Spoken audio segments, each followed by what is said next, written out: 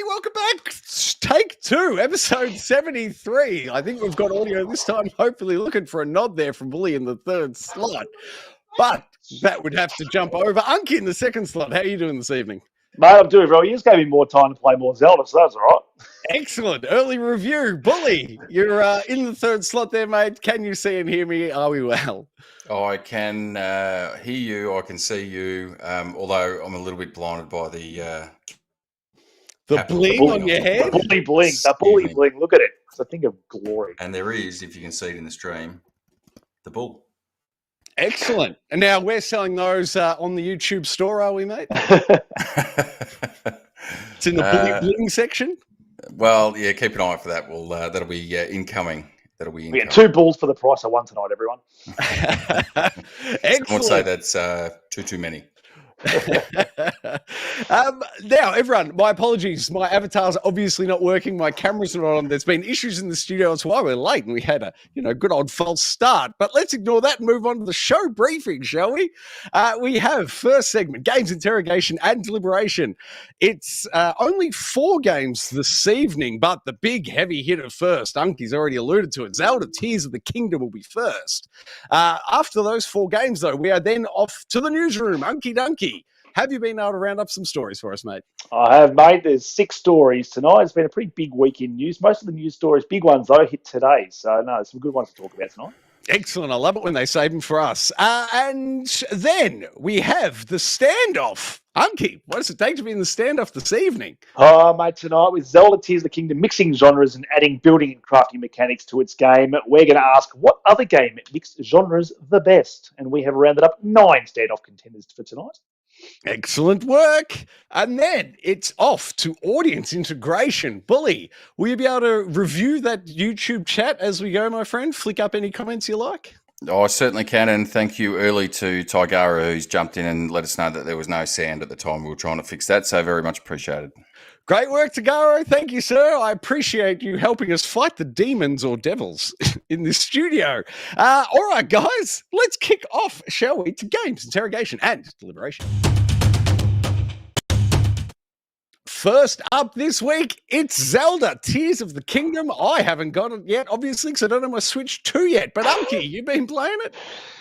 Just a tad. Been playing this game just a little bit. It's the only game I've been playing essentially this week, and for very good reason. It's essentially something shiny, the game, because I find myself not being able to focus on one main thing at all in this game, because every time you turn a corner, there's something new to go after, and I can't stop myself. I have to chase the next thing. So I'll go out and say straight away, if you didn't like Breath of the Wild, you're probably not going to like this game, because about the only gripe you can probably have is it's very similar to that. It is using the same Hyrule, essentially, and it's been rejigged a few things here and there. So if you didn't like Breath of the Wild, this is probably not going to change your mind. Maybe there's a few extra mechanics there that maybe will, but that's the only caveat. But I love Breath of the Wild, one of my favourite games of all time. So happy to be back in the world. It's like coming home to an old friend or family's house and just like enjoying being there. And what they've done in this world now is just, I think, an absolute feat that they got this thing working on a Switch. It's at least twice the size of Breath of the Wild in terms of landmass and stuff you can actually do in this game. It has this whole new building and crafting mechanic, which we alluded to in the standoff, that games just aren't doing in this genre in terms of big open world action games like this. And to have them work on a Switch and keep them simple, and it could be one of those mechanics that anyone looks at and goes, I don't want building or crafting in my game, but Zelda nails it, gets away with it. It does it brilliantly. It doesn't get in your way. In fact, it enhances all the puzzles and stuff you're doing. It gives you a freedom to do these puzzles however you like. The amount of times I have gone into a shrine, yep, it brings back your shrines, but I think the shrines in this are done a lot better than the other game. They're a bit more organic in the way you got to solve them. And when I say solve them, you can solve these things the way the developer has not even thought that that's how you're supposed to solve them. And the amount of times I've done that and cracked myself up laughing with how I've actually solved some of these things using the physics and using the new building and fuse mechanics, it's just incredible. Like, there's no way I was supposed to do one of these shrines the way I did it. And when I did it, I started laughing to myself. That was absolutely ridiculous what I just did. And the fact that I could do that, and it's essentially cheating the game because so many of the mechanics just allow you to do stuff within its world and within the systems it gives you. It's just incredible. Can you detail that solution for us? Like, what did you do exactly that broke it?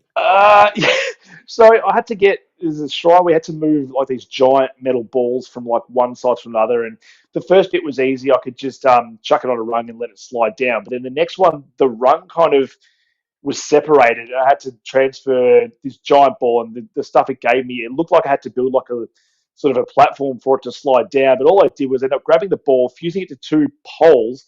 Then the pole sort of had a gap in it. So then I wedged that around the pole. And the ball was sort of stuck up in the side. And then the pole sort of came over the top of another pole. And it sort of just made its way and somehow got to the other side. Yeah, that sounds pretty crazy. It was just fun. There's just moments like that throughout this whole game that you just like, I just can't believe I did that. Or you forget you've got the ascend ability, which is another ability to be able to actually get you up through ceilings and stuff. And I'm like, oh my God, how can I get up there? I've used my only like fuse ability on this spring that you can put on your shield and then do the shield surf to bounce you up. I use that. How the hell am I going to get up there? I'm like, oh my God. I was there for 5 minutes. I can just ascend straight to the top and take 2 seconds. So what's ascend? Is it like a grapple hook or? No, it's just literally an ability that, like, if you've got a ceiling above you and then you can get above it, you just hit the send. It gives you a little green icon. You go through it, and then you just hit A to come out the other end. So, any ceiling, teleporting, kind of. Essentially, yeah. If you're in a cave and you need to go back up to the top of Hyrule, you can just hit this ascend. You'll go through the ground and hit the top of Hyrule. And you just come back out. Oh wow! Okay. It's actually sort of backtracking through caves and all that kind of stuff. So it just allows you to sort of traverse the world a lot easier and more like. It is just easier. It makes the game more fun and there's less backtracking. So especially when you're deep inside a cave that you've found and you're hunting down some new gear and all that, you finally find it. I don't want to go back all the way through. You just straight up in the roof, out you go, back on your adventure to the next bit of gear. So it's the creativity in this game. I can see why it took so long to come out and the fact that the game runs as well as it does, I think I found far less issues with frame rate and stuff than I did with Breath of the Wild the first time.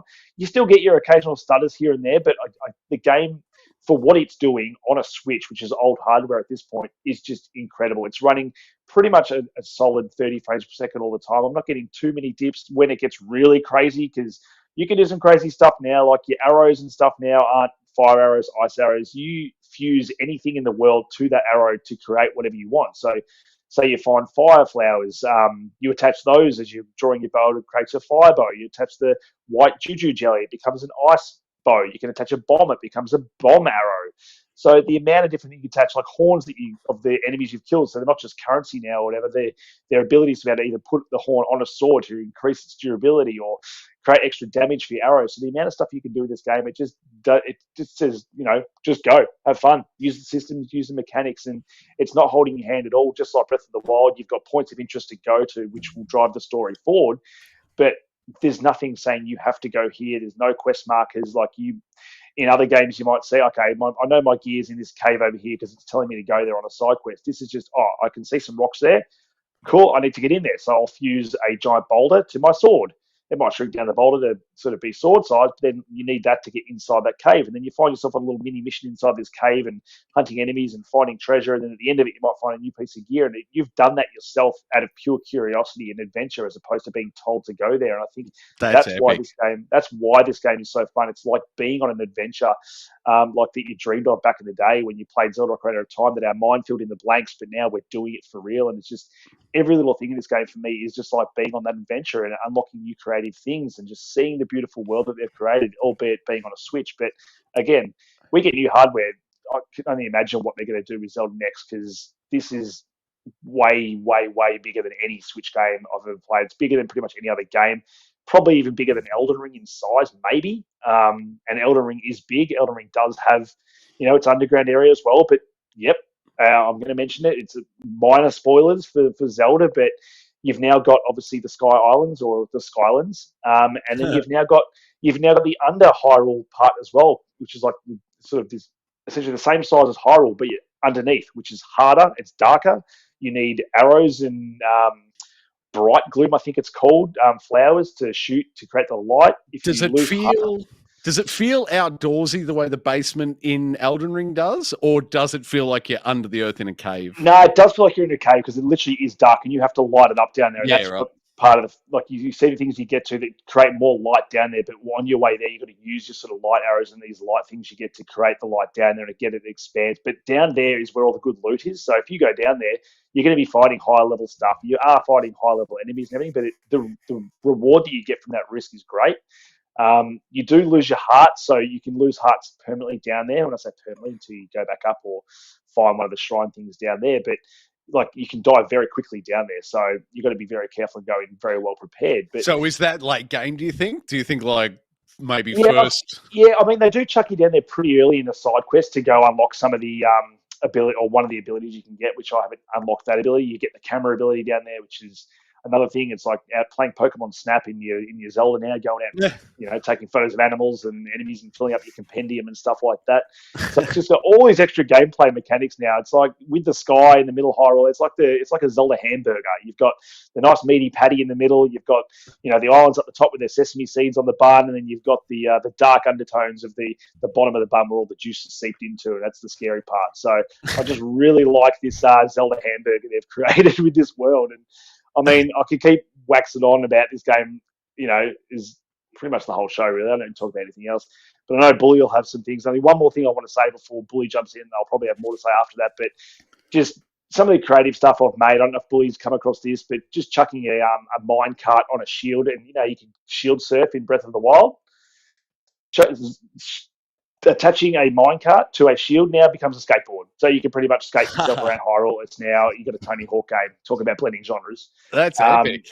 It's just this, and you can put a rocket on your shield, and then all of a sudden, if you use your shield, you go flying up in the air as a rocket, and then you can glide down, and so you can use that to solve puzzles. Bully, not sure if you've tried this, but the ascend ability, the rewind ability, or recall ability. Have you used that to create lifts yet? Well, I have in some of the. Well, I don't want to go too far into it, but in some of the shrines I've done, you had to use it, the rewind to rewind platforms back up to access different areas, I guess. So, gotcha. Yes, to a degree, but in terms of stuff, because I know you touched on it, but as you're sort of going around the ground level of Hyrule, you'll see things fall from the sky. So I can imagine that if you go and find those, use rewind, it'll then lift you back up into the sky level as well. Yeah, that's exactly what it does. But I've been using, this is a way you can cheat a lot of the shrines as well. Like the rewind ability, what you do is anything that's flat surface, anything you can stand on, all you do is you move it up with your ultra hand ability to where you want to go, leave it there for a bit, drop it back down slowly, stand on it, and then just hit recall, and it'll just take you up.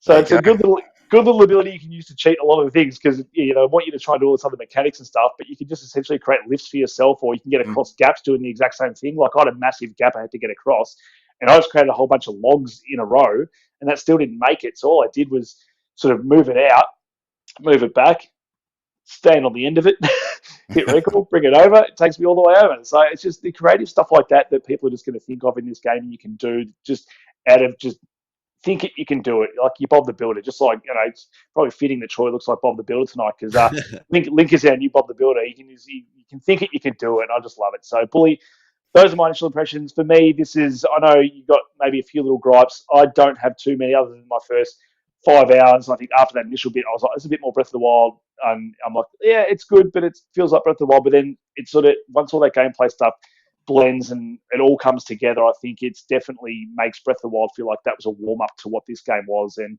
for me, without him finishing it, for me, this is what a 10 out of 10 game is and should be doing, and pushing the sort of envelope and pushing games forward, because I think that's exactly what this game does. Sorry, mate, how many hours in are you at this point? I'd be just a touch under 20, I reckon. And I've only just finished my first temple. So, yeah, taking your time, enjoying it. Taking my time, enjoying it. That's epic, man. And Bully, your thoughts? How far into you? Oh, I should mention first, sorry, this is your Let's Play footage we're watching now. Obviously, you're on screen twice. Yeah. Well, it's, again, probably too much for some people. But anyway, here we are. Look, in terms of I'll go the opposite way and to Unky, and I'll start with some of my negatives in terms of the game. And now, this doesn't... I'm with Unky as well. I think this is a 10 out of 10 game every day of the week. But there's a couple of things that are mildly annoying or frustrating, and one in particular, which is really of Nintendo's own doing, in my opinion. So they came out a couple of weeks or a month or so before release, and for those that have played Breath of the Wild, there's no traditional Zelda dungeons as such as we really know them. So you don't go into a dungeon. You have to, find some keys to get through doors. You'll find a weapon in there. That weapon then will get you further into the dungeon. And as a general rule, you would use that weapon against the boss of the dungeon itself. So Breath of the Wild never had any of that. It had the Divine Beast, obviously. So, for anyone that hasn't played it, we don't really need to go into it too much. And so that was one of the criticisms of Breath of the Wild. But when in the lead up to the release here, they actually said, "Oh well, no, it does have traditional Zelda style dungeons in it." And I thought, "Oh, fantastic! If we can combine what Breath of the Wild was with some of those more classic aspects, which I really enjoy out of Zelda, that's they're my favourite parts. Is puzzle solving those dungeons and working your way through, and essentially, it's an RPG."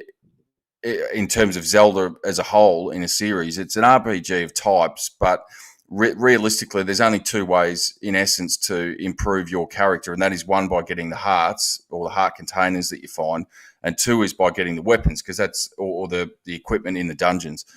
And I guess leading into it, thinking that there was going to be some proper dungeons there, I thought that this is fantastic. This is going to elevate it to another level. I suppose that's my one big criticism of it, is that the dungeons that we were led to believe going into it, in my opinion, Unky might be a bit different, but in my opinion, they were very similar to what we saw in the Divine Beasts in Breath of the Wild, which isn't a bad thing in and of itself. I thought they were enjoyable, they were fun. They just weren't that traditional Zelda style. So again, I think it's just that they've probably set themselves up for failure, and that's of their own doing, because, as I said, that they've said, no, this is what's here.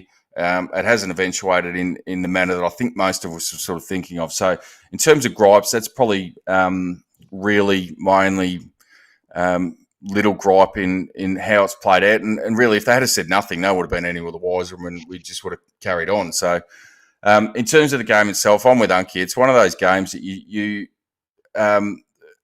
I'd hate to have, and this isn't making fun, so don't.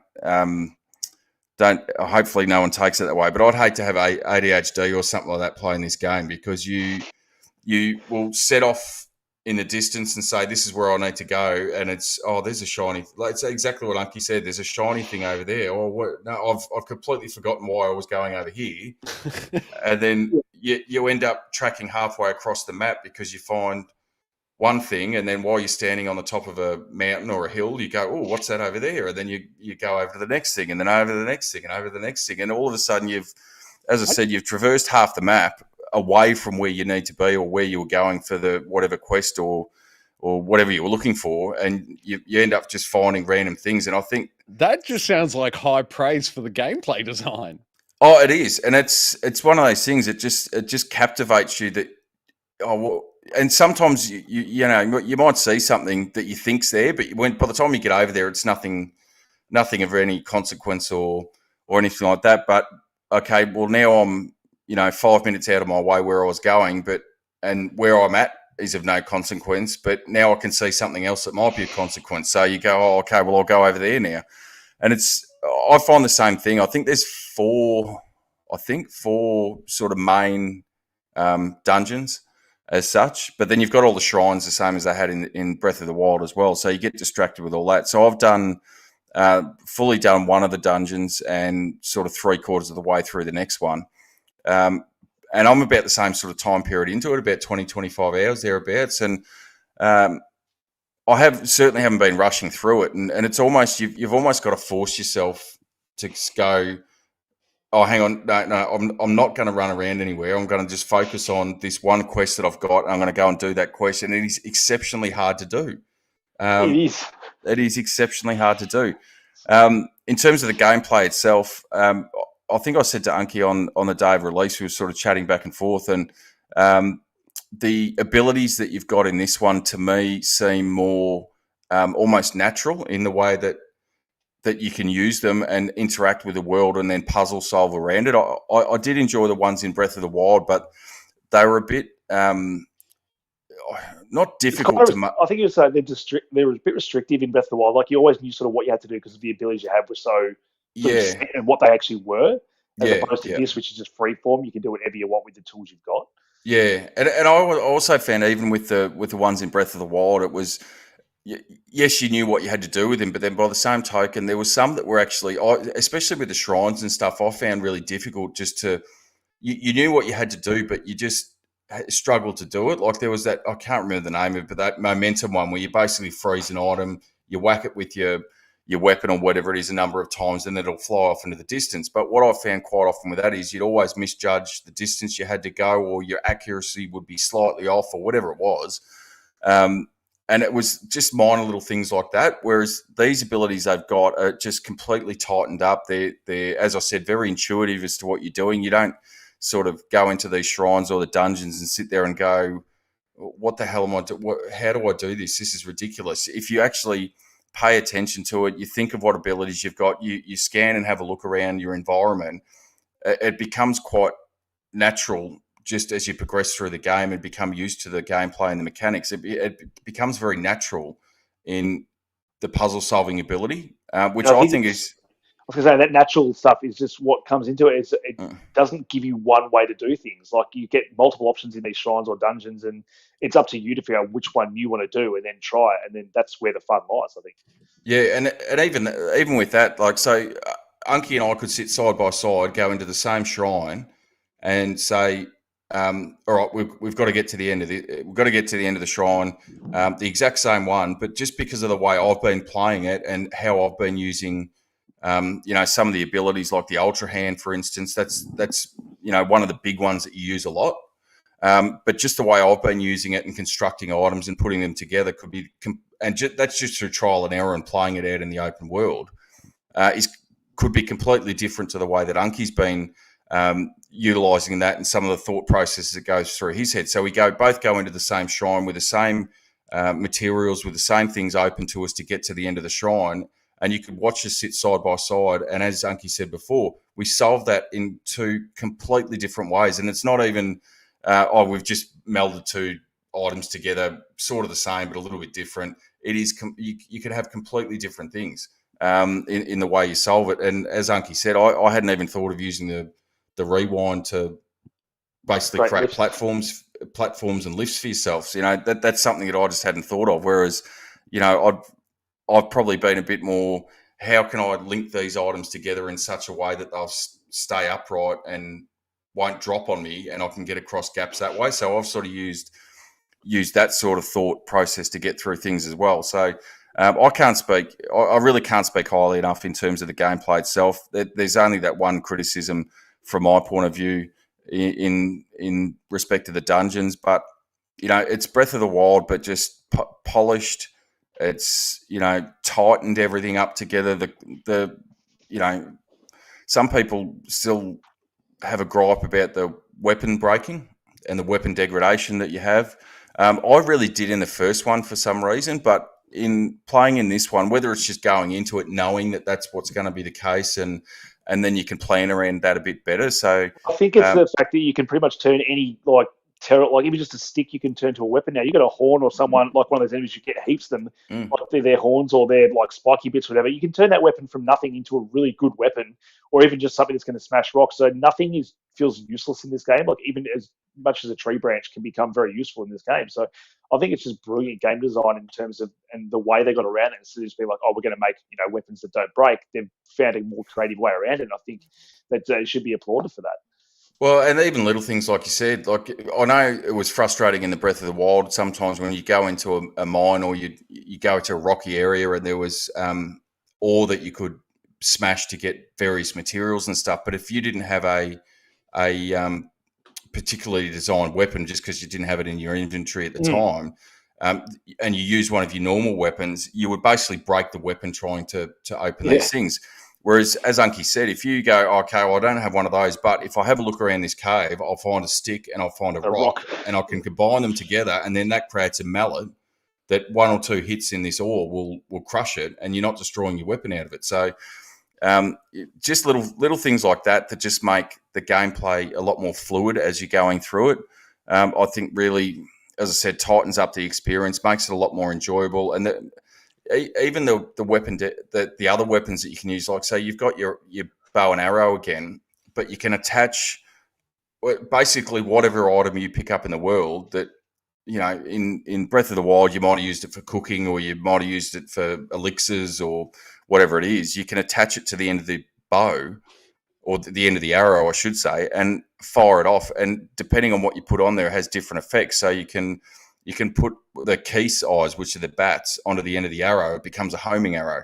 You can put bombs onto the end of the arrow and then shoot it off, and it has this massive explosion, which can take out groups of enemies at a time. You can attach fire things to it. You can attach ice things to it. You can attach, enemies' horns that you've picked up to create more damage and all this sort of stuff. So just even going through that, and the amount of items that you can pick up, and just playing through it, and there's no incumbency. How good is that? You pick up anything you want. Yes, you can carry whatever you want. But it's because you've got so many things, you sometimes forget what you've got and what you've got available. And it's not until you find yourself in a pinch sometimes that you sort of start scrolling through your items and you go, I wonder if I could use this on the tip of the arrow. I wonder if I could attach this to my sword or my shield. And you know what, boy? The answer is always yes. And that is why this game is incredible. Correct. So if you, I think we've said numerous times, if you can think of it, you can do it. There's, it's really only open to your imagination as to how you do it. And in some respects, it's almost that Lego type thing, like from when you're a kid. If you can think of something that you want to build, the blocks are there. You just need to put them together in the manner that's going to create your design or whatever it is. And it's exactly the same here. If you can think of it, then chances are you'll be able to do it, no matter how bizarre or absurd your idea is. The reality is you can probably do it in some way, shape or form. And I can't speak highly enough.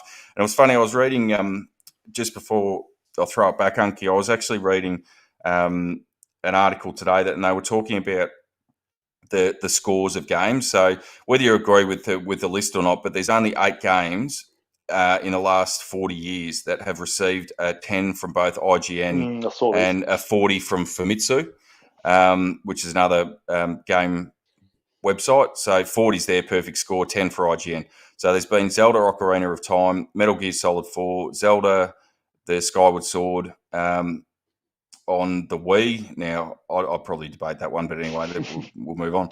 Soul Calibur, Grand Theft Auto 5, Metal Gear Solid 5, The Phantom Pain, Zelda Breath of the Wild, and Zelda Tears of the Kingdom. So, as I said, that's 2 different agencies have reviewed it. And even if you don't trust either of those for whatever reason, or you avoid those, you can pretty much go and read any review website or any gaming publication, YouTube, wherever you want to go. I don't think I have seen anybody criticise this game more than just a couple of little gripes here and there. It's been across the board.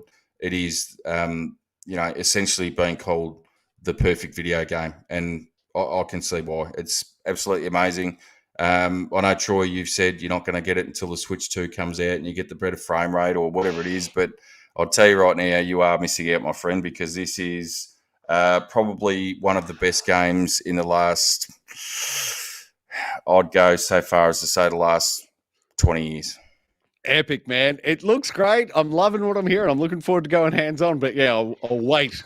I will still wait. A couple of questions from my side, if I may. If I remember correctly, after what was the first one, Breath of the Wild, everyone said we're going to see climbing everywhere, and I'm pretty sure it didn't appear anywhere. I'm pretty sure it would have come back for this game, though.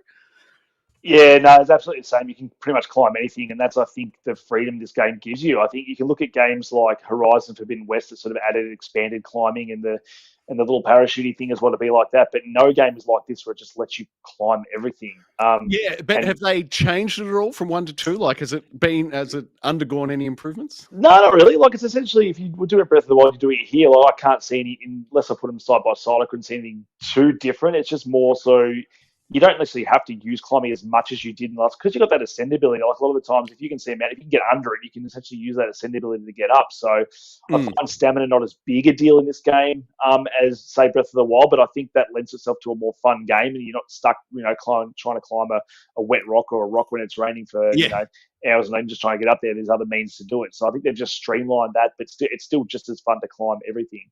And I think I was going to say that's probably one of the things I've noticed more is, and we were discussing it just before, Unky, but I don't think that the stamina is as harsh in this one as it was the first one. You don't No. seem to roll through it as quickly. And the other thing I've noticed, which you just touched on then, was no end of frustration in Breath of the Wild, is that you go in, especially when you're in certain areas of the map where you get a lot of rain, is that you would literally have to just sit there and wait. watch and wait, and you could be there for 5 or 10 minutes real time waiting for the rain to stop so you could actually climb something. Because for anyone that's played that game, if you start climbing a wet rock, you'll get a couple of feet up and you just start slipping down. You burn through your stamina and you'll never get up there. So there was a lot of dead time doing that. Whereas in this one, it does rain, but it sort of seems to be more of a passing shower and more of a weather effect and sort of giving you, drawing you into the world more than being a mechanic that is causing a hindrance. So better wet weather gear in number 2. Yeah, better. Yeah, well, yeah. Great. Like I don't know. I had a moment where I just had a group of like orange leaves, and I just knew there was going to be a Korok seed like dude hanging under there, but it was raining, so I couldn't shoot a fire at it because it was just the rain would put the fire out. So I would just makeshift a little roof for it, and then my fire wasn't getting wet, so I could get the Korok seed. So just little things like that are just like what make this game so great. So you've got an arrow with a flaming tip and a shield on top of the flaming tip? No, so I found a board and I created like a little makeshift roof just to go over the leaves in the world. So it was like just a little house over the leaves. So I could just shoot my fire out the leaves so it wouldn't get put out. So you were combining like a shield and an arrow, so the shield was. Hey, that's a good idea. Stand by. You probably can do that. Let me just check.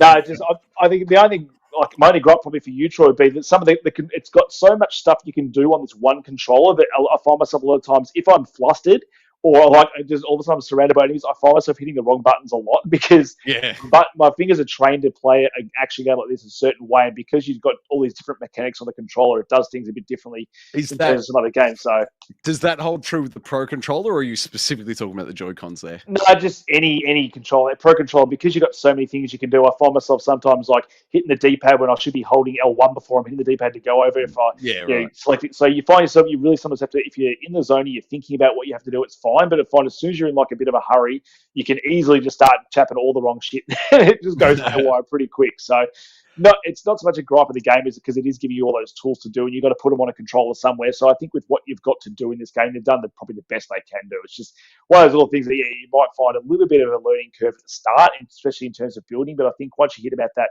10, sort of 12, 15 hour mark, it all sort of starts to click, and you're sort of not really too confused about how the building mechanic works. So 10 out of 10 for this game. It's a masterpiece.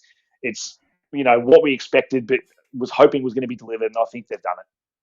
Nice work. A final point from me then before we move on is, if I hit a button here, I just wanted to suggest maybe, Bully, this for you. You were saying about, it can be hard to stay on point, run down what it is you're after. Can you see that there? Oh, that's not a very good bloody resolution of it. Yeah, I can. I know what you're talking about, and I can see it. I did download a similar one for Breath of the Wild, and I started using it, but I Sorry, if I can just explain to the viewers, because a lot of people might know what this is, man. So just give me 1 sec and I'll throw it back here. So basically, it uses the Google Maps API, and they throw in the game world, and then they add all these objects and make notes, and you can make your own notes. There's a bit of community stuff, but this is all on the Map Genie website. I absolutely love this Map Genie website. I use it for any open world game, assuming they've covered it. But if you have a look here, guys, if you zoom all the way out, I don't know if that camera's following too well. Oh, Jesus. So that's just the mid-level, but then I can zoom out further. Whoop, and this is speaking to your, the size or the scope of the game monkey. Like, you can see how massive it is there, but the other thing that this has got is a search function. So if you're after a certain item or a certain bag, or you want the Master Sword or something, you just type it in the search, and it'll show you exactly on the map where it needs to go. So just to shout out to anyone who hasn't heard of Map Genie, it's an absolutely fantastic tool. Over to you, Bully. Oh, no, I was going to say, I did try it out, I think, with Breath of the Wild, and I said to Unky before we started tonight, I've really tried as best as I can to avoid videos, hints, websites, etc., that sort of give away tips and tricks, and there's been plenty of them along the journey, which is fantastic if if that's your thing. But for me, a large part of the enjoyment I get out of the game is that being distracted and what's over there, and allow me to explore this. So I think I will jump into that at some point, but I think that'd be more end game sort of stuff for me. Once you've really explored as much of the world as you can find, and done everything that you want to do. And if it was just a matter of just mopping up some extra things, like if you're missing a couple of shrines, or I don't know what your thoughts are, Unky. I'm not sure I'm going to go after all those Korok seeds again, but or even little things like if you were missing pieces of equipment that you were wanting towards the end of the game, whatever it is, I think I'd jump into it then. But certainly the mystery and the mystique of having that exploration in and of itself, I think is a large part of the draw to this game for me. And I know quite often I've spoken in the past about Breath of the Wild. Sorry, not Breath of the Wild. The Witcher 3, in terms of the world setting and how fantastic I think that is. But that still had its map markers of, there's something over here, or have a look at this, whereas this just completely takes it out. Yes, you have the occasional marker of a general area that you have to go to for a quest, but it doesn't always land exactly where you need to go, and it's just a general guide only. Whereas there's literally nothing else on the map. The only things that will end up on the map as you're playing it are things that you've put there yourself. So you've had to explore it, or see it in the distance, or use your binoculars, or whatever it is, to find what you were, to find something in the world that you can then market yourself, because you want to follow up down that, whether you're going to go and do it now, or you decide, no, I'm off doing this, I'll come back to that later. That is the only markings on the map that you have. So it's all self-initiated, really. And as I said, that to me just makes it that 10 out of 10 game. Whereas if it had the quest markers like your Ubisoft style game or something like that, it'd probably drag it down to an 8 or 9 for me. But just that experience, I think, is something that I think you should, in my opinion, go through in the first instance. And then certainly if down the track, or you get stuck or whatever it is, then, jump into a map application, or have a look at some videos, or whatever it is to get to where you need to go. But I would highly suggest just go into it as blind as you can, and just enjoy it for what it is.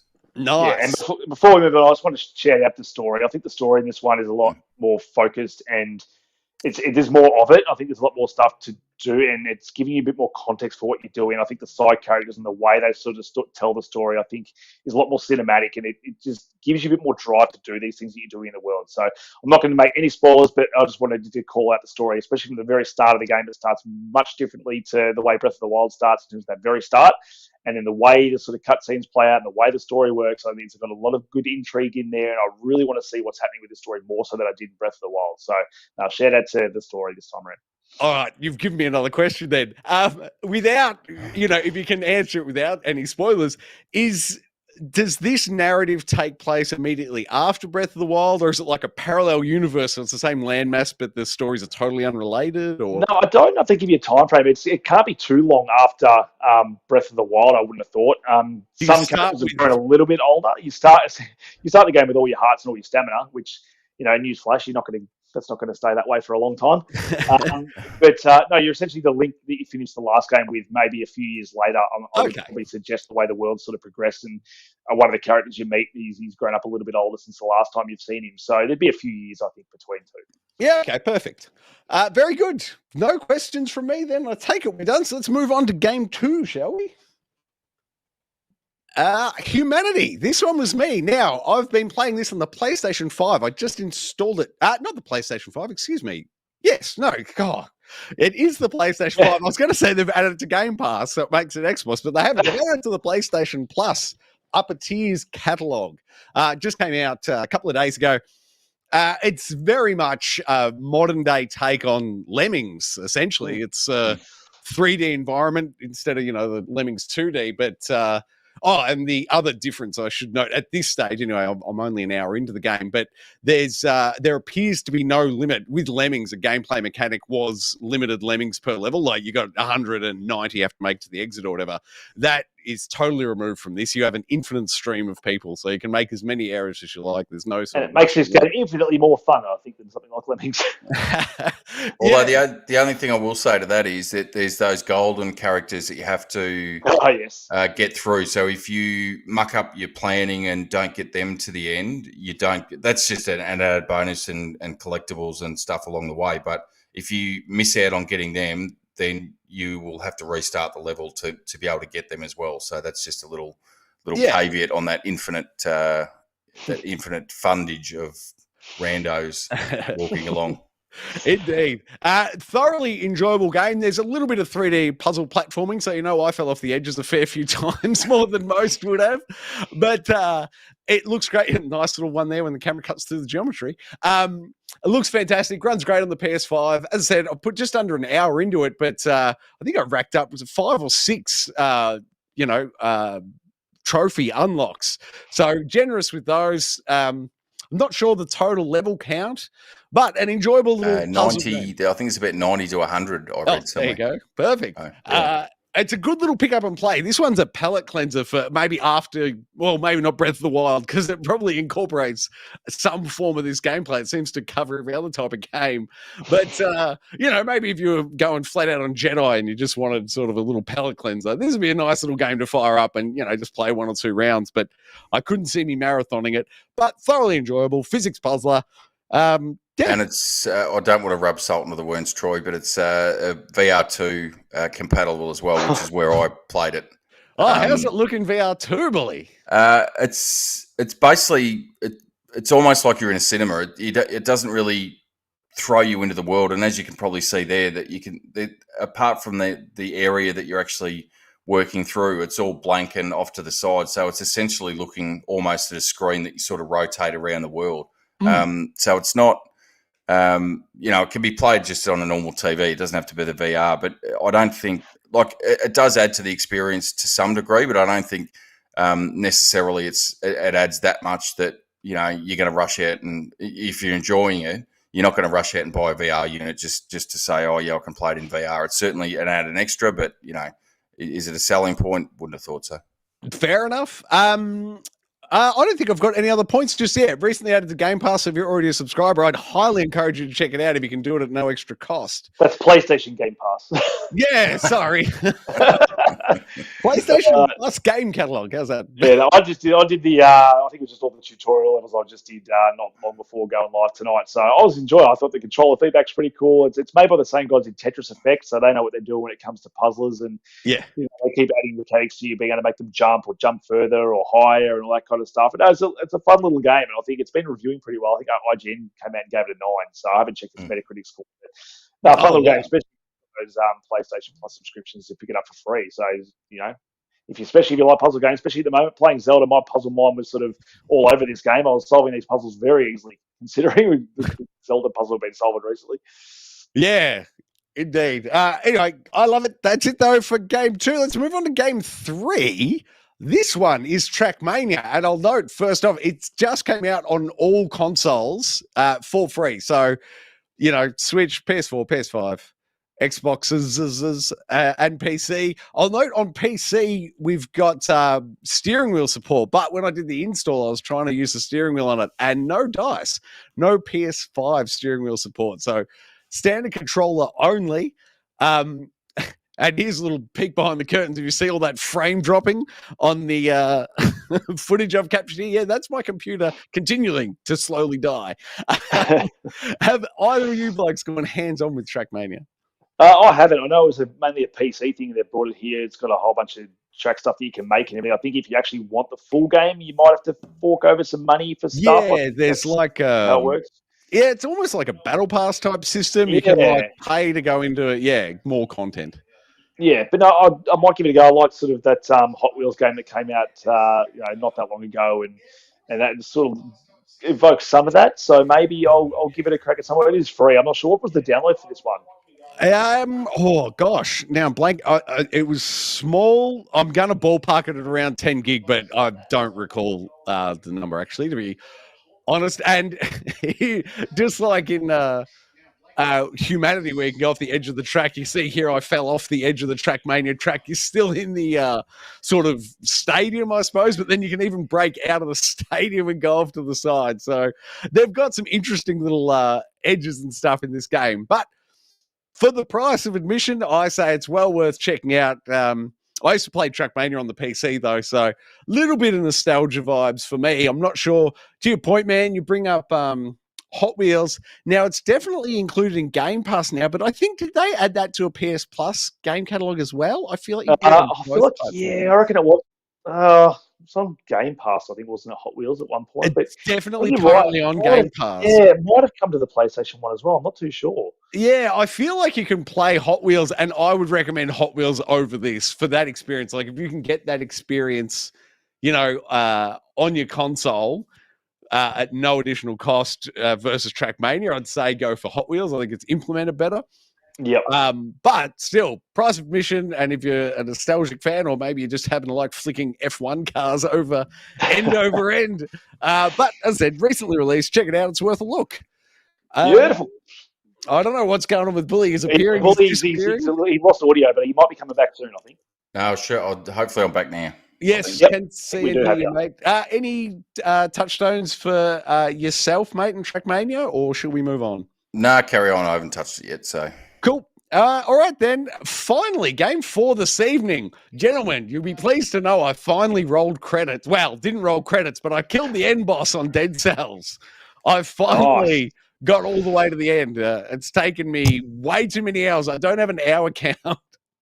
But days and days of grinding in Dead Cells, very similar to Returnal in the amount of effort I had to put in to finally get there. But happy I finally got there. And it's, of course, I was going back to play it for the recently released Castlevania DLC, which is awesome. But because I was in the neighborhood, I thought I'd give the actual end game a crack. And for the first time I did it, so I was pretty happy with that.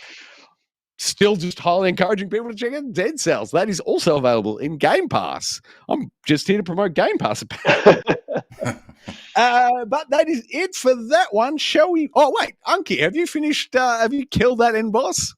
No, definitely not. I haven't played Dead Cells for a while. I'll have to get back into it. I know we talked about it when the Castlevania stuff came out. I'd be keen to get back into it. I think it's still saved on my console at the moment, so I'll just need to download that DLC, and I might have to give it a crack. Yeah, nice work. All right, then, let's kick in the newsroom door. Who has the right to remain newsworthy this evening, Unky? We've spoken about it heaps tonight, so I don't need to bat on too much about it. But The Legend of the Zelda from Nintendo.com has sold over 10 million copies worldwide in only its first 3 days, becoming the fastest selling game in the series, which is massive. 3 days, 10 million. I think God of War did 5 million, I think, in its first week, Ragnarok. So that shows the pulling power of Zelda games, and I think it's on track to sort of be maybe the best-selling Nintendo game they've had come out. I think it's already about to rival the Pokemons and all that as well. Scarlet and Violet that came out, and that was 2 games. So, no, just strength to strength with Nintendo. They've, if this is the Nintendo Switch's swan song, then it's a bloody good song. How many of those 10 million purchases will purchase it again for the Switch 2, do we expect?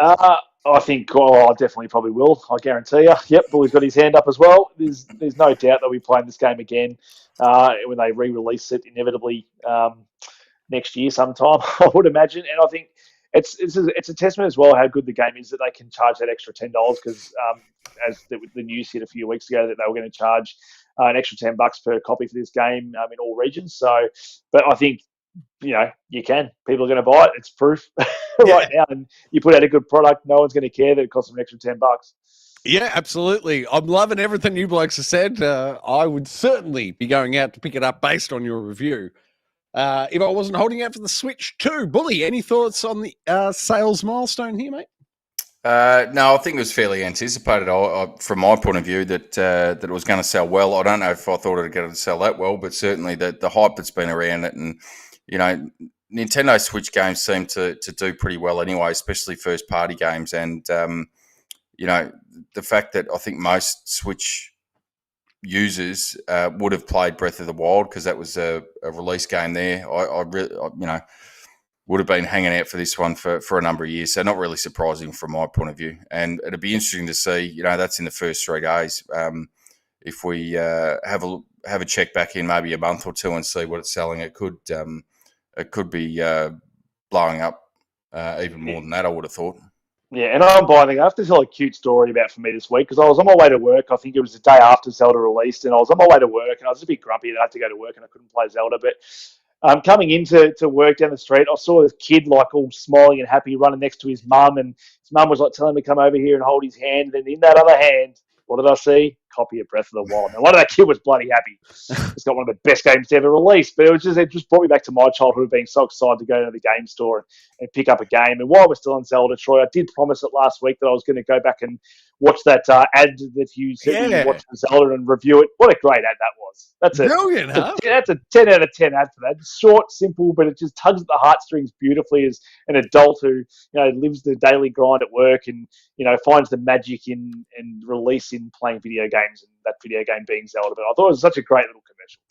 Yeah, it's funny you mentioned that, Unky, about the excitable nature because I had the day off last week and dropped the kids off at school and raced straight down to the game shop there and couldn't wipe the smile off my face walking out of there with the collector's edition and the new Pro controller and the amiibo and all the rest of it. I was exactly that, thrown back to a 15-year-old. Oh my God! You've taken it out of the box. You've taken it out of the box. It doesn't matter. It doesn't matter, bully. Because what have I got?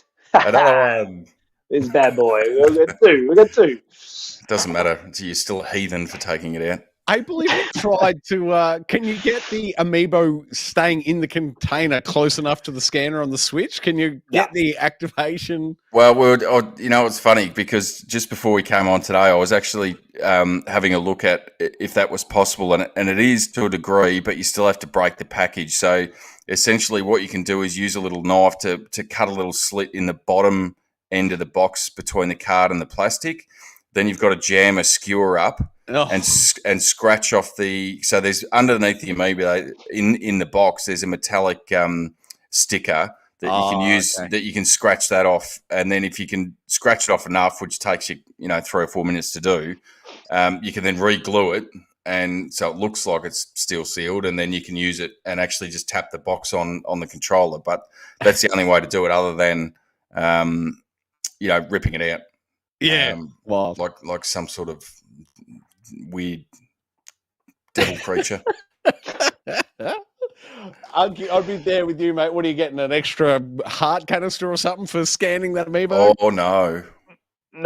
Well, mate, you get some good stuff if you scan them every day like I am. I've got about 6 or 7 different Link amiibos that I've got that give you different things. So you drop a whole bunch of fish, steak, etc., but you get a chest each time as well. And that chest can either drop a weapon or it can drop gear. And I've been lucky enough in the last couple of days to, if I just bring up the Switch here, to show you what I managed to unlock with these things, which is fantastic. If we can get that up close enough to the screen there, it's very hard with this screen. We're going to go this way. There we go. There. No, there. There you go. There, close enough. We've got the Ocarina of Time outfit, which is absolutely fantastic. It takes me back to the day of the old green Link, and I just love it. So today I scanned them in, and I got the hat to go with my tunic. So I was very, very happy.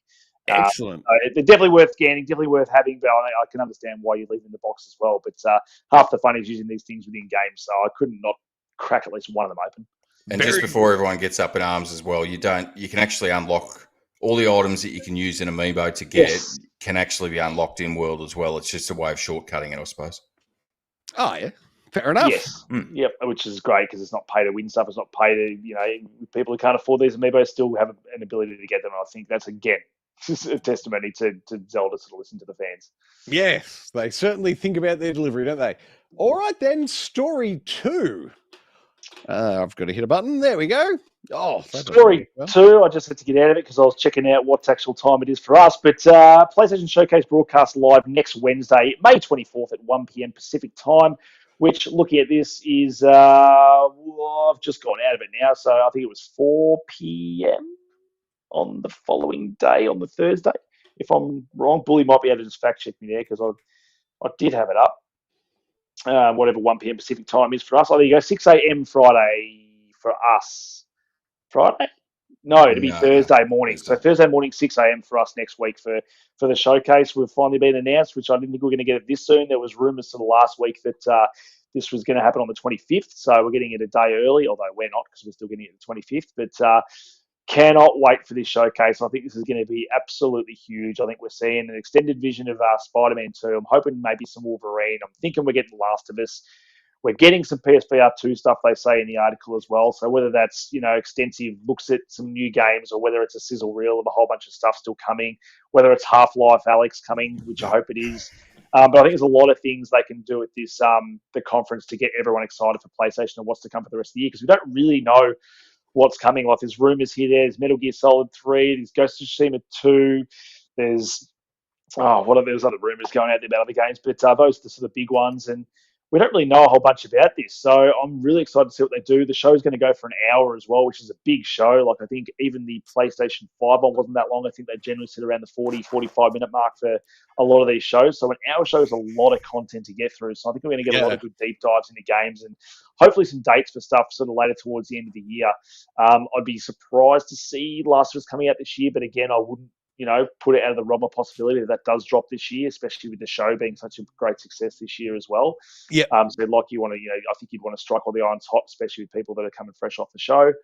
But yeah, I'd like to see maybe we get something on the new Uncharted, which was hinted at in that last sort of trailer we got, the sort of sizzle where they showed the female in the cave and whatever. Maybe there is a studio working on an Uncharted and we get our first glimpse of that, or at least an announcement that there is one in development. So I think a lot of stuff that they can just sort of drive this sort of next,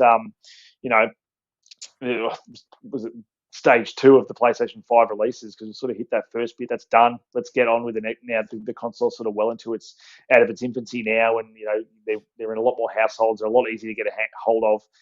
Let's show us what it's got. Like that's what Sony does. They do big AAA games probably better than anyone. Well, they do it better than anyone. Let's face it. Xbox has got to kind of come out and hopefully at Summer Games Fest and show us a bit more. But Sony's got the titles, and I just want to see more of it. And I cannot wait for this hour showcase. I will probably be watching this thing at 6 a.m. in the morning. Let's be honest.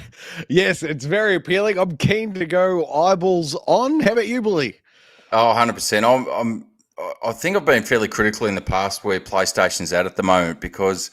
Even if you go back to the PS4 generation, and certainly if you go back earlier that into the 3, 2, and 1, the amount of first-party releases that they were offering on a yearly basis was quite significant. And they weren't all the AAA titles that we're getting and the quality that we're getting and seeing out of the likes of The Last of Us and the Uncharted's and, even some of the newer ones with the Spider-Man and God of War and all that sort of stuff. So certainly they weren't all up to that standard, but we were certainly getting a lot more releases. So, I guess you can look at it either way. Do you wait and maybe have 1 or 2 first-party PlayStation games each year that are going to be fantastic?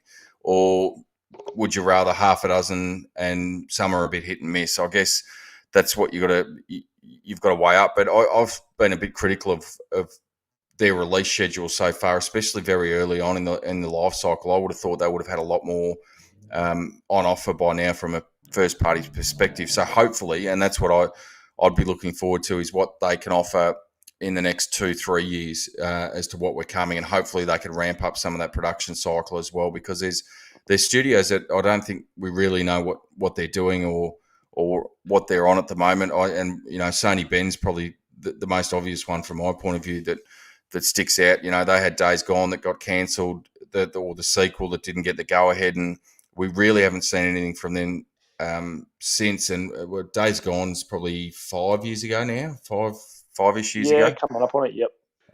So yeah, I would have thought that them as a studio would be close to, if not releasing this year, at least very early next year. They should be on target for that. Have we heard rumours of what they're working on? I haven't seen anything, to be honest, what they're working on. And then Uncharted. Live service game. That's my. And then there's some of the other new studios that they've acquired over the last 2 or 3 years that we haven't seen a lot of what they're working on either. So there's certainly a lot to look forward to, and I'm certainly hoping that release schedule has a bit more on offer in the next couple of years as well. Although my wallet is probably going to hate me for that comment. If I could circle back to your comment, man, about the 6 games a year or 2, 10s, I was in the minority, and I think you were with me, Unky, that I thought Days Gone was phenomenal. Like, yes, there was bugs day one, but once they ironed out those bugs, that game, like, I went back and put the time into platinum, and I loved it. But I know a lot of people shit-canned that game, and if it was losing Days Gone, like Days Gone having never have existed for a different game that year to be worth an extra point on the scale, no way. I'd take the Days Gone. I'd take 6 games a year. Well, I'm the same. I really enjoyed Days Gone as well, but I think that was unfortunately one that never got its redemption story because, as you said, it came out with the bugs in the early going, and by the time they were patched out, and certainly the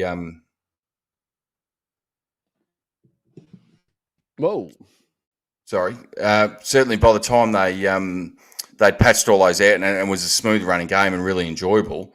Most people had sort of moved on from it and didn't really get the recognition that I think it deserved because I thought what it was doing and what it was trying to do was fantastic. And if they had been able to expand out on that and put a sequel out, I was really looking forward to what they could do with that technology and the design of the game. But, unfortunately, old Jimmy didn't see it that way and he's canned it. So there we go. Yeah, unfortunate. No expectations from you, Unky, on this? Your high watermark? Was it Half-Life Alyx? Yeah, I'm just happy to see anything. I really want to see Spider-Man 2. That was sort of on top of my list of stuff I wanted to see and what they're going to do with that at the moment. I'd like to see some more on Wolverine from there. I just love what anything on Insomniac does, and I think I just can't wait to see what they're going to bring to Spider-Man to make it new and fresh again. But I'm probably more excited for the stuff that we don't know about and what we're going to see. So no, I just can't wait till next week. I'm like a little boy at Christmas waiting for that thing. I love this time of year. This is the best time of year when we start seeing all the new stuff and get excited for what's coming. Heck yes, man! Sign me up. I love it. Story 3, mate. Story 3. Finally, some good news for Xbox. European Commission has cleared Microsoft's acquisition of Activision Blizzard. The approval is subject to Microsoft licensing Activision Blizzard games automatically to rival cloud gaming services. So, we've talked about this at length when they got blocked, and then it was not ideal for them for this acquisition. But it looks like they've softened a little bit with these deals now, and it looks like Microsoft's going to get their way. So, which is good. We're going to get some big blockbuster games. Call of Duty is probably going to be stuck on the Xbox console at some point exclusively. But no, good to see this deal's finally going through. Well, I'm a little bit confused, man, and honestly, I've stopped following this story. It's just dragged on too long. I've lost interest. But I thought with the UK blocking it, that meant it fell through worldwide. Is that wrong? Like, if everyone else agrees with it, but Britain hold out, does it still go through? No, that's the thing. So that's why this whole European thing, they were the ones squashing it, and now they've sort of given it. Oh, I thought the European Commission. I thought this was the first time we're hearing that they had. No, I believe this is the one that had blocked it. So this is the consent. They've cleared I thought it was the CMA, the British one, that had blocked it. I thought the European Commission was a different body to the people that had blocked it. I might be wrong, but that's the way I read it, is that they've now cleared them to go through with this deal. So provided they sort of hit those things with the cloud services. So. I misunderstood. I totally had the wrong end of that stick. I thought, okay, the European Commission have approved or cleared it, but because Britain blocked it, it's not happening anyway. I honestly thought the story was over. No, I believe it's the same one, essentially, because otherwise it probably wouldn't make news if they're clearing it, but Britain's still blocking it. Who cares? So I read it as, and from what I've sort of seen on other podcasts and stuff, is that, it looks like this is now the deal going through. So good news for Xbox. They needed some good news, especially after the abysmal critical and claim with Redfall didn't get that they were hoping for, even though I quite enjoyed it. But no, good news for them. But we'll move on because we've gone a little bit long with Zelda and that already in the early part of the show. Yes, fair call. I just had one point I was going to make on this story, but I'm wrong anyway. Obviously, I'm not following it close enough. But if they held it up because it's not because of something Xbox is doing, it's something that Microsoft's doing, how funny would it be if the Microsoft Activision deal fell over and then the next day PlayStation announced they were buying Activision Blizzard?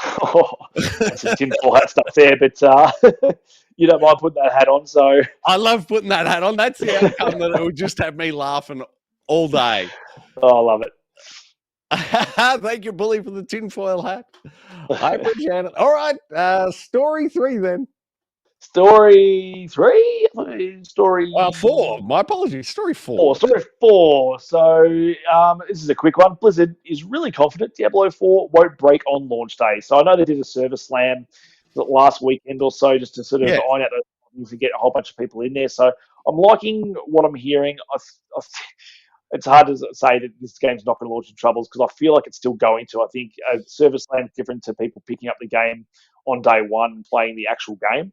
But I mean, doing all this stuff beforehand, I think, is absolutely great. And I think even from that first beta we spoke about back when we were playing it, they definitely fixed those load times from like a few hours to get into a game to literally almost instantly over the course of a weekend. So I'd like to think if we are getting sort of long times to getting long queues to get into a single player game, don't get me started on that. But if we are getting long queues to get into a game at the start, I feel like that's going to be ironed out within that first week period. I think that's what you get sometimes these days, especially being an early adopter to games. It shouldn't be the case. You shouldn't be bad testing games once they're out, but it's just the way it works at the moment with patches and stuff and game companies working stuff out. So I think if you get this game in the first week, expect to have some of those queues, and then so you can't be angry about it. And they will fix it because I think they've shown that they can do that. They're a great developer. This game is going to be amazing. I think, fingers crossed they do stick the landing because there's been too many big AAA games not sticking the landing recently, apart from Zelda, of course. But I'd really like to see this come out with no issues. Absolutely. I'd love to see a flawless launch for Diablo 4.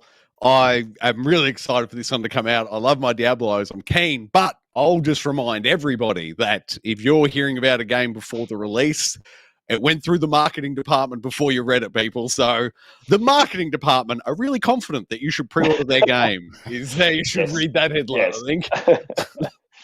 Bully, any thoughts from your side? Oh, no, it'd be interesting to see what the reaction is if it does fall over because, as Unky said, some of the games that have come out recently have certainly been hit fairly hard from a critical and commercial standpoint in terms of the reaction from it and the displeasure that the crowds have voiced. So whether they're going to let that slide or, as Unky said, just expect there to be some sort of delay and working through some of those issues, and whether there's an allowance for that would be very interesting to see from my point of view. But yeah, I'm not sure. I think I've said for a while I don't think this will be a day one for me. So I hopefully by the time I do get to it, it won't. They'll have ironed out all those bugs. Don't wait too long. They might turn the servers off and you won't get to play it. Completely not related at all, but speaking of bugs being fixed, AFL's up to about patch 13, and Bully, I don't know if you played it recently, but that game plays a hell of a lot better and is a lot more fun. Oh, I have seen some of the patch notes coming out, and they are slowly fixing it, but I have thought of jumping back into it, but clearly, Zelda's taking up a bit of the time. But I have seen those patch rolls every morning. It's like your game has been updated while in sleep mode. It's like every day it's getting patched. I'm still sort of in the mindset I might give it another couple of weeks. If they're going to continue to work on it, fantastic of them for doing that and putting in the effort and the work. But I really want to get to a point where I'm not getting frustrated at all, and hopefully in a couple of weeks they iron out all those issues and put. I'll tell you right now, pretty much every gripe that I had with on that day one, or even sort of after that first patch, I think is pretty much gone. The game is actually fun and fluid to play. It feels like AFL. The kicking, passing, handballing, flow of the game, everything seems to be working now. So I think they're at a point now where the game is good, and it's only hopefully going to get better from here when they start adding all the pro team stuff. But no, just a little shout out to AFL for finally fixing their game. Nice work, man. I love it. Good update. Thank you. Story 5 this evening. Story 5 confirmed G.E.A. 6 is coming out in 2024, people. Take-Two suggests. I think it's more of a reading between the lines. Company's annual earnings report, Take-Two has shared staggeringly a high $8 billion net booking goal for fiscal year 2025, which kicks off in April 2024, which can only mean they are expecting to release a massive title. And I think they mentioned that they've got a few projects they're thinking of releasing that is going to cause them to make $8 billion next fiscal year. But I think G.E.A. just needs to release, and they'll probably double that anyway. But Red Dead 3.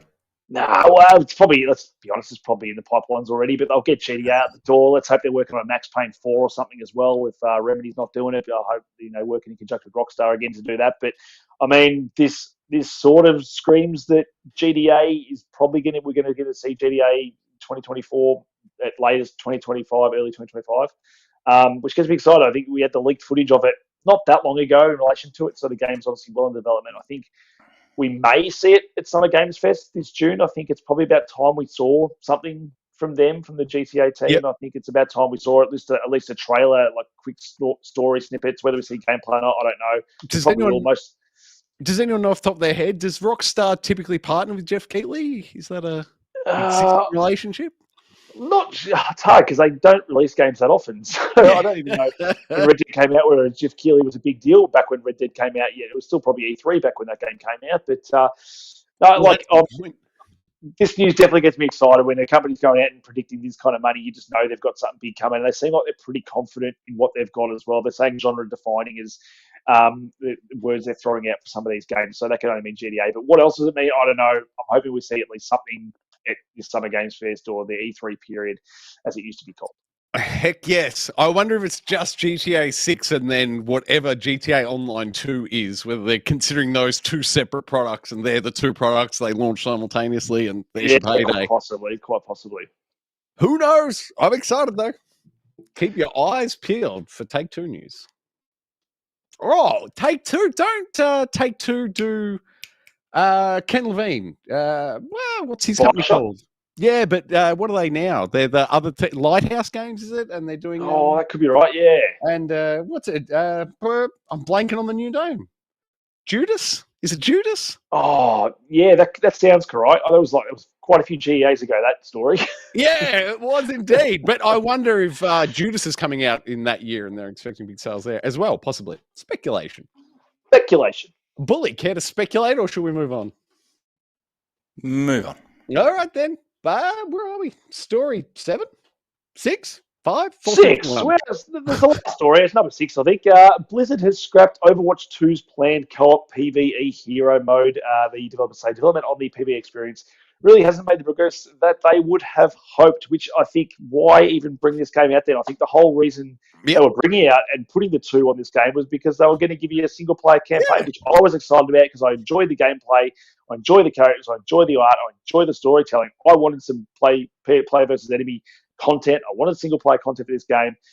And now we're not getting it. They're focusing on the game, which has always been the game. It's Overwatch. Yeah. Nothing really makes this game Overwatch 2. I mean, some day maps are now nighttime maps are now daytime. We've got rid of a character, added a character. But it's really got nothing new that makes Overwatch 2 now. Like, that was, I thought, the reason for doing this game and promising the content down the track was there. Yes, it's probably good that they've looked at that and gone, we don't want a Redfall in our hands where we release this game and everyone says it's crap and it, drops player base and they focus on what players actually do enjoy playing. But for anyone that, purchased this game, thank God it came out free to play. But people obviously spend money on cosmetics and everything. But if you pay money for this, knowing that it was supposed to have this content coming down the track, especially coming from a big developer like Blizzard, like to hear this, you'd be shattered. Yeah. If you had purchased this game, with that intent, you would be absolutely devastated. It'd be like if they never delivered the, what is it, pro mode in AFL? Yeah. Well, that's coming. Definitely. Surely. Oh, yeah. Just like the co-op PvE mode in Overwatch 2. Definitely coming until it isn't. Damn straight. All right, mate. Who is releasing this week? Thanks to Game Informer. This week, let me have a look at the list. We've got a few games, but it doesn't matter because all we're going to do is playing Zelda. But we have Trackmania on PS5, Xbox Series X and S, PS4, Xbox One, May 15. Spoke about that tonight. Also, another one we spoke about, Humanity, PS5, PSVR 2, PlayStation 4, PlayStation VR, PC, 8.5 from Game Informer. That's May 16. That's out now. We have Firmament on PC and Mac, May 18. We have The Outlast Trials on PC, May 18, 2023. Is that anything to do with the Outlast game from 2018 or whatever? Little story on today. I didn't realize it was PC only, but I think it's like a roguelike kind of thing. It might be in early access or something as well. Ooh. Currently. So, yeah, it does. I think it does live to the old Outlast games, which were quite enjoyable games. Yeah, nice. And then I think it's tomorrow, isn't it, for us? The 19th of May, Lego 2K Drive. I think if you spend $169.95 on the digital store, you can get it early. No, thank you. PlayStation, I think there's $149 and there's $179 thing, but that's 2K for you. PlayStation 5, Series X and S, PS4, Xbox One, Switch, and PC. That is this week in games for you, but I dare say me and Bully at least will be playing Zelda non-stop, and Troy may or may not have to get himself a copy. Yep, in about 8 months, I'll be all over it. All right, then. That's it for the newsroom door. Shall we have a standoff, gentlemen? Let's do it. Who will fight? Unky Dunky, who will fight?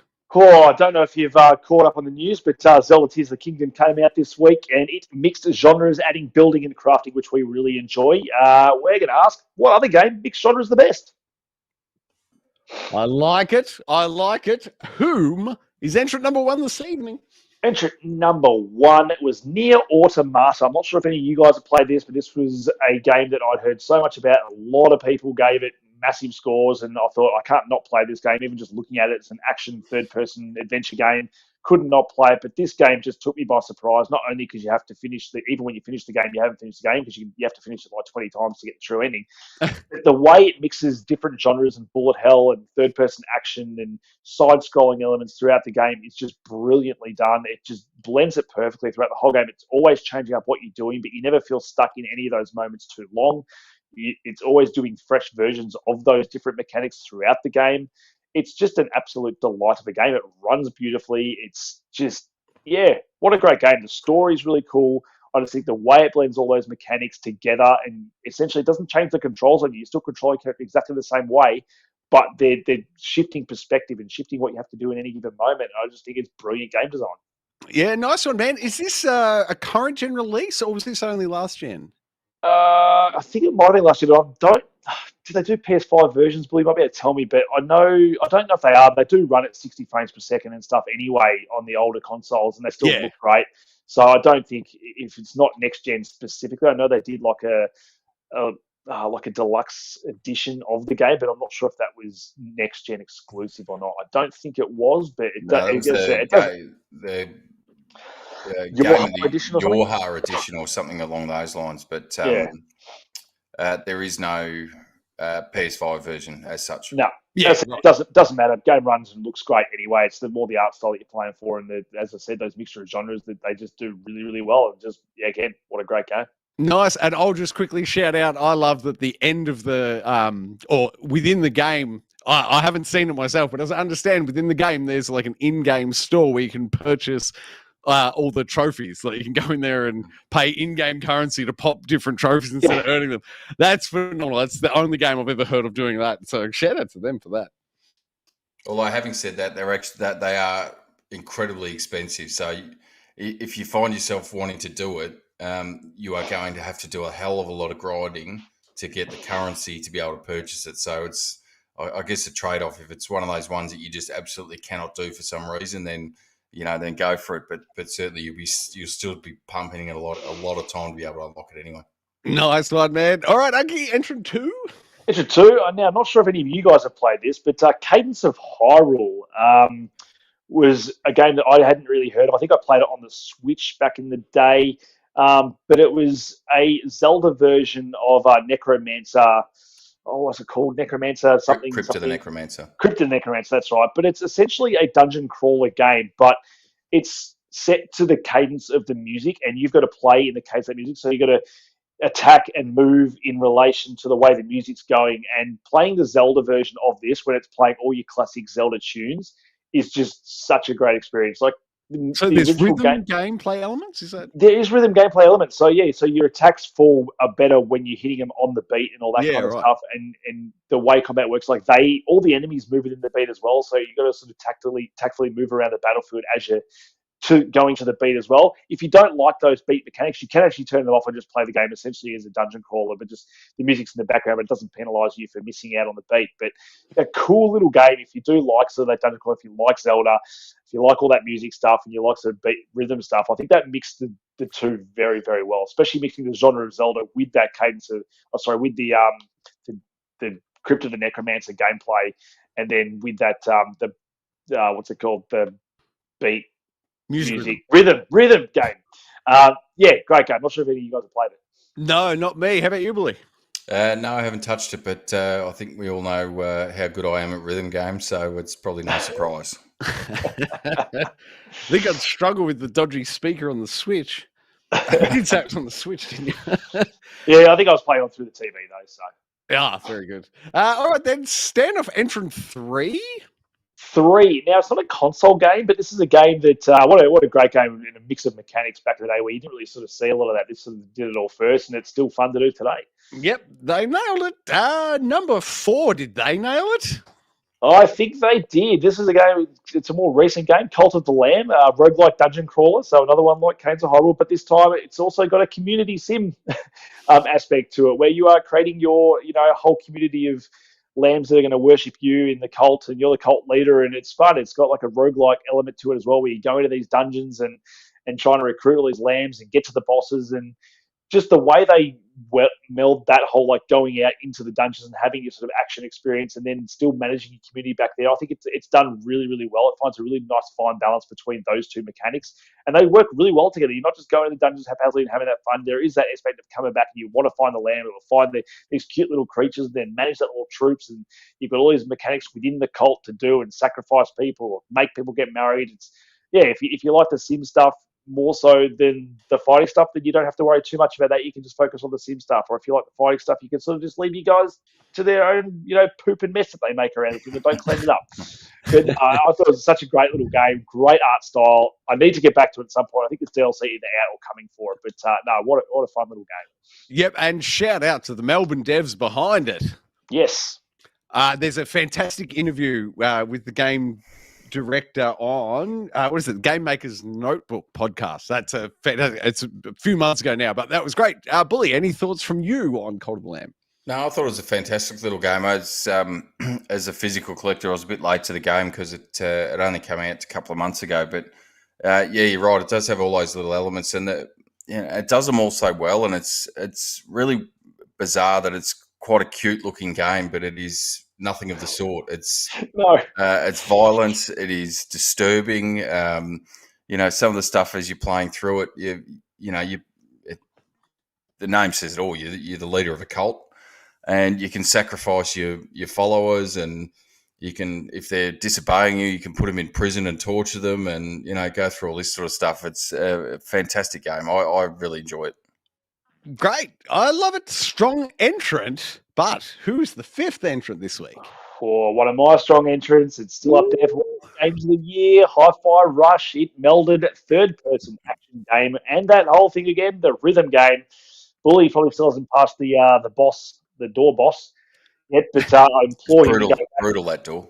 Mate, I told you, it's added the difficulty stuff now. You can lower that stuff, and the margin of error is much less now. So you're going to go back and finish this game, because what a game! I never thought. Well, I'm going to say I never thought.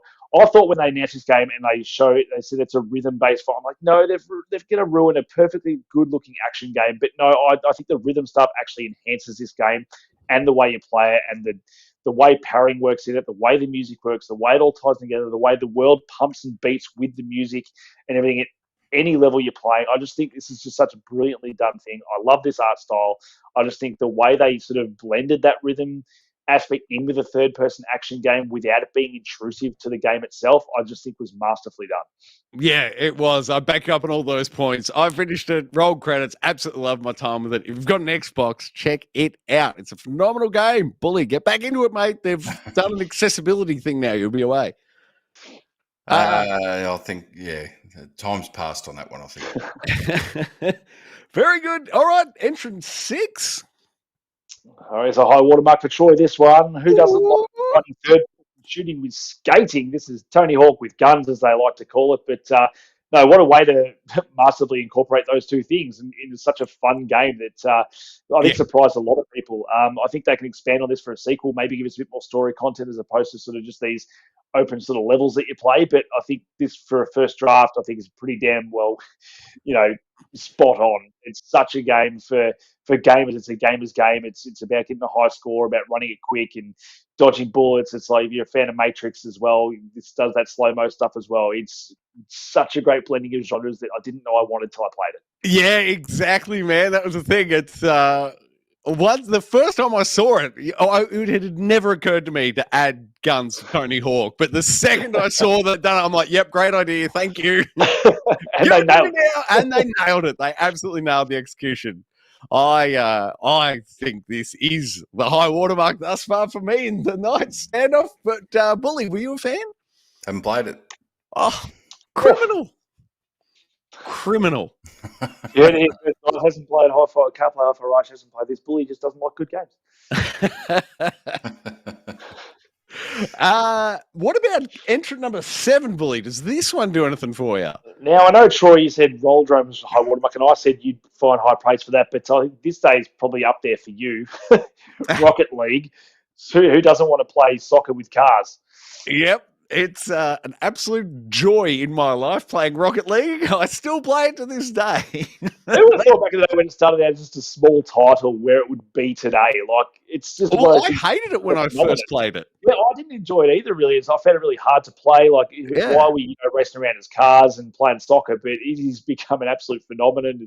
There's competitions going out there for this game, and who would ever thought racing and soccer would go well together? But here we are, many years later after it came out, and everyone loves this game. Yep, it's brilliant. And it's funny when you see people try and emulate it. Like, there's a golf one with cars and stuff, and no one has it. No one has nailed it the way these guys did. No, these guys are the Fortnite of car soccer games. Yeah, go Sonics. Such a wide-ranging genre, and developers throwing their hat into that ring. They're not throwing their hat anymore because Rocket League's done it the best. I don't bother anymore.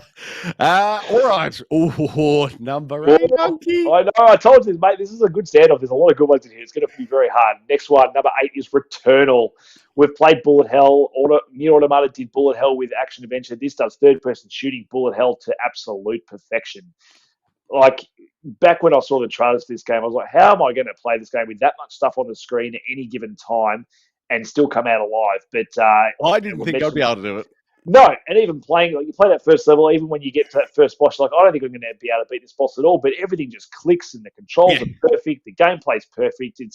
For me, this is up there as, much as perfect games go. Like, a lot of people are going to fall off due to difficulty, but in terms of the way you do a Bullet Hell third-person action shooting game, this is the high watermark for me. This is easily one of the best games I still have ever played and enjoyed, especially when it comes to these hard games. I think, you persevere, you get the absolute gems out of it, and this is definitely a gem.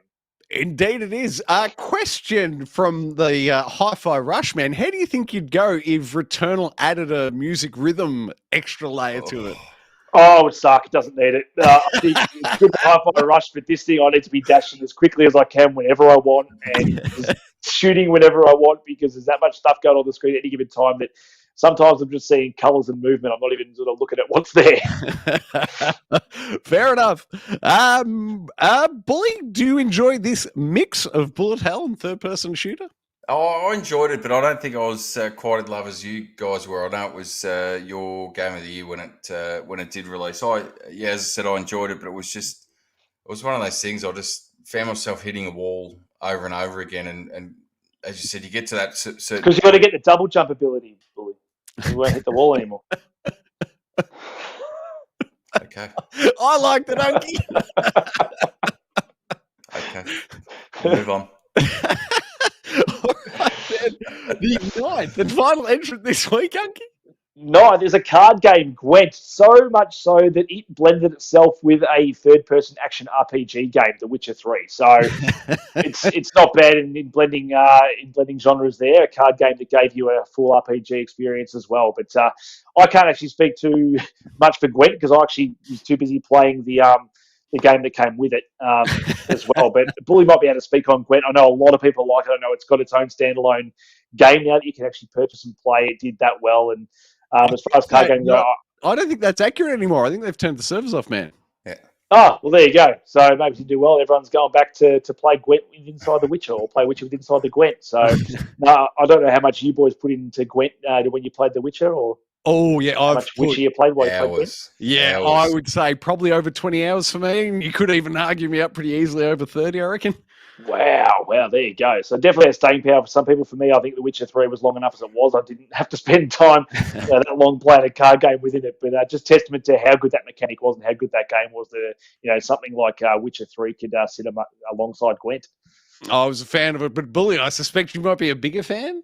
Probably, I could lose myself for hours playing Gwent. There was I think in one of the main towns there was a Gwent tournament that you could enter, and going around just going around the world finding the cards. That was one of the highlights for me. It wasn't progressing the story. It wasn't fighting these fantastical monsters. It was to this day, Bully's never actually finished Witcher.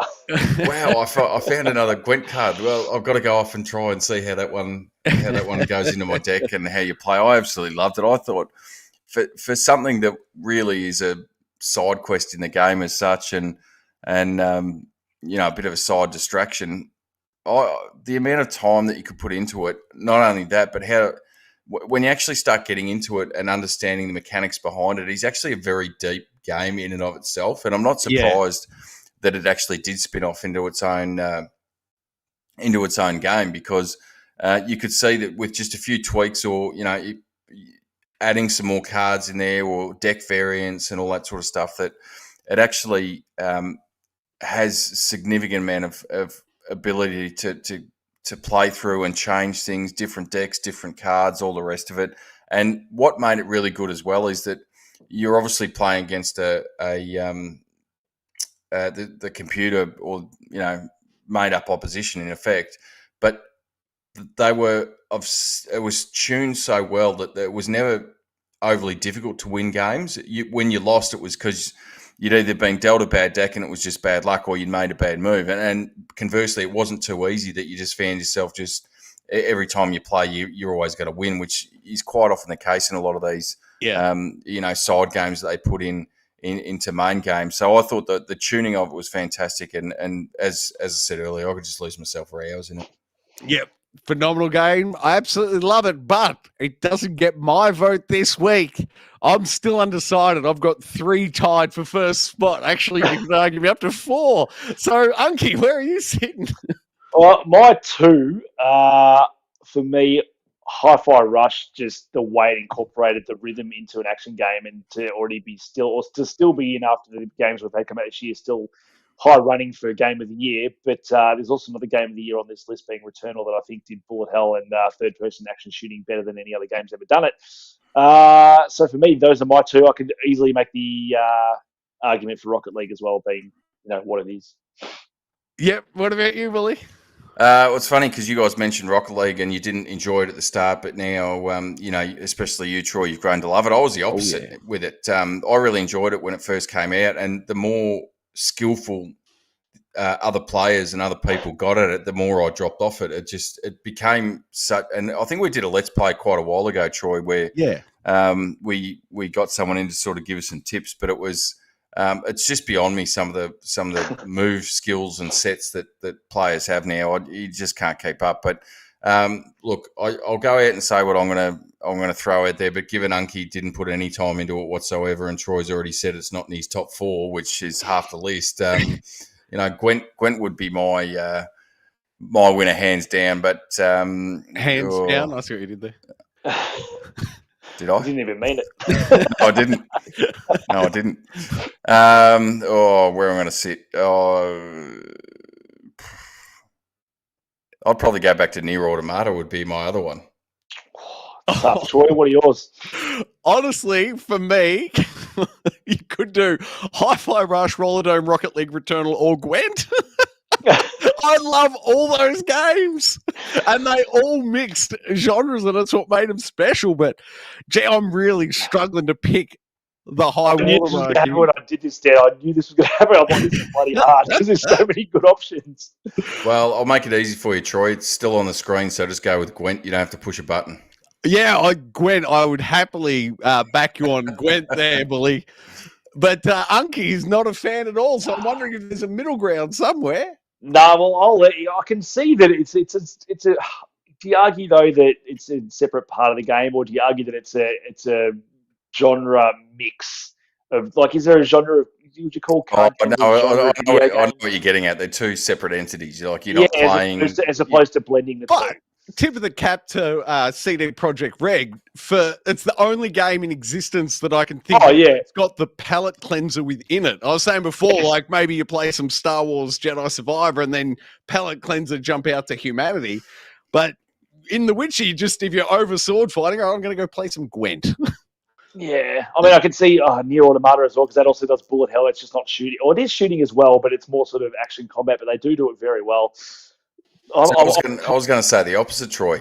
I play some Gwent when I've needed palate cleanse. I'll go out and slay some monsters. I kind of want to give it to the new kid on the block, Hi-Fi Rush, just because of what it did to me the time it came out. I gave it literally nothing when I heard that it was going to be a rhythm game based thing. I almost said, "No, I'm not into this," and then played it and fell in love with it straight away and was in love with it the whole way through. Like, there's not a moment in that game that I disliked.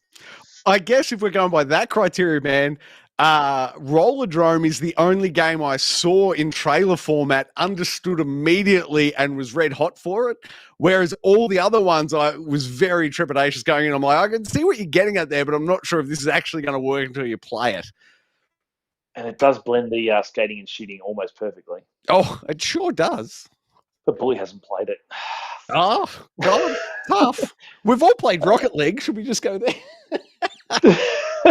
You could argue that Rocket League does blend two completely weird different things very well, being racing and soccer. I'm going to go off. I'm going to go off on a strange limb here, and instead of picking any one of those 9 games, I'm going to say that the Standoff winner is the Standoff list itself.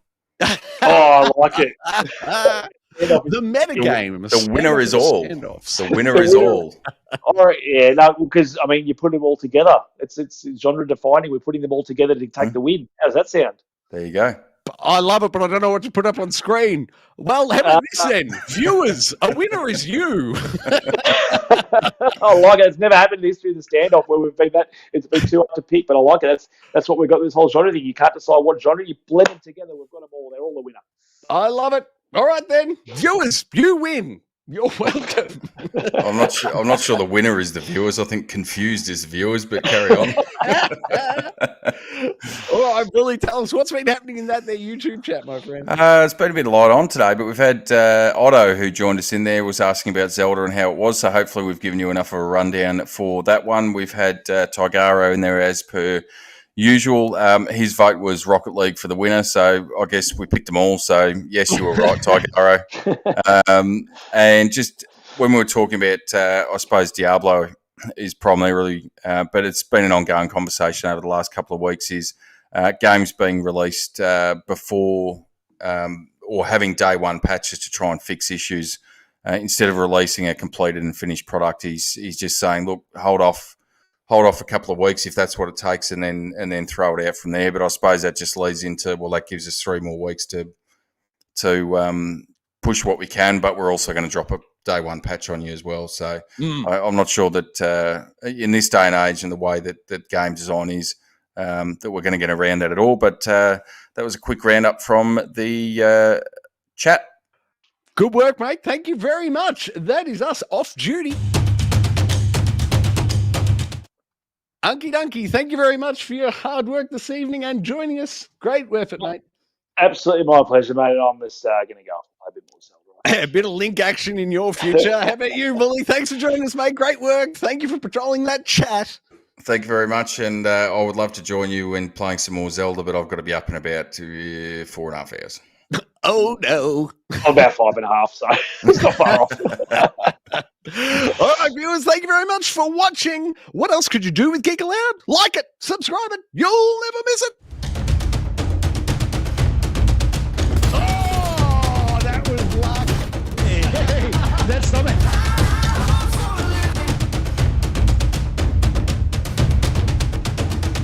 Oh! Two players play. Old Uncle Donkey. Donkey.